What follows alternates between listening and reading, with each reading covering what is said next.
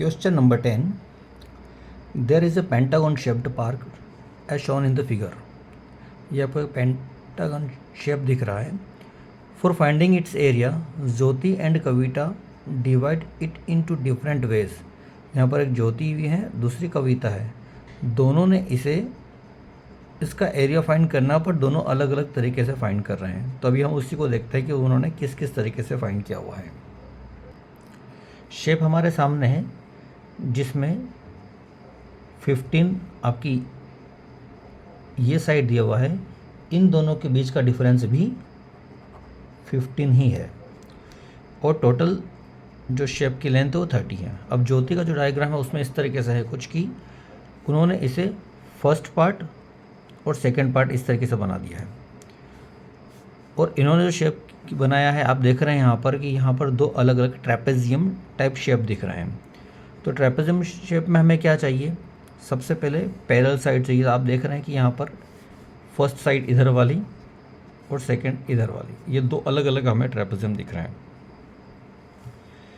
First parallel side होगी यहाँ पर 15. दूसरी जो साइड इस पॉइंट से लेकर इस पॉइंट तक जा रही है, आप ध्यान से देखेंगे तो ये पॉइंट 30 है. इससे आपने 30 बना लिया. और इन दोनों के बीच का डिफरेंस 15 है, लेकिन हमें आधा चाहिए, मतलब इस तरीके से ये वाला साइड चाहिए. तो ये हो जाएगा 15/2.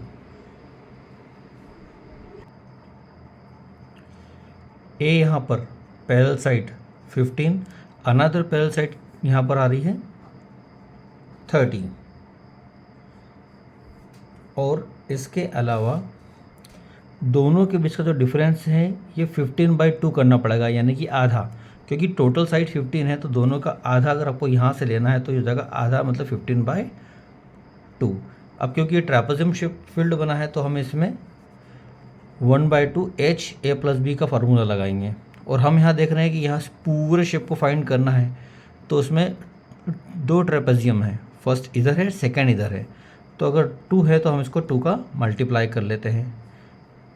2 से 2 कैंसल, H यानी कि 15/2. A आपको दिया हुआ है 15 एंड B दिया है 30. ब्रैकेट पहले सॉल्व किया जाता है. 15 और 30 हो गया आपका 45. इनटू में 45 को डिवाइड कर देते हैं, यहाँ 2 से कर लेते तो ये हो गया 2, 2 2 ज़ा 4 और यहाँ आ जाएगा 2 2 ज़ा 4.5, यानी कि 15 इंटू 22.5. इसका जब मल्टीप्लाई करेंगे तो अराउंड 337 मीटर स्क्वायर आंसर आएगा. एक बार चेक कर लेते हैं. 225 इंटू 15, ये थोड़ा इधर कर लेते हैं, ये आप समझ में आ जाएगा आपको.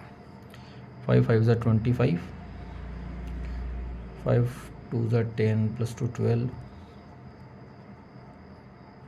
12 और यहाँ आ जाएगा 2 2 5 5 7 और 3. हाँ ठीक है, 337.5 समथिंग इसका आंसर आ रहा है.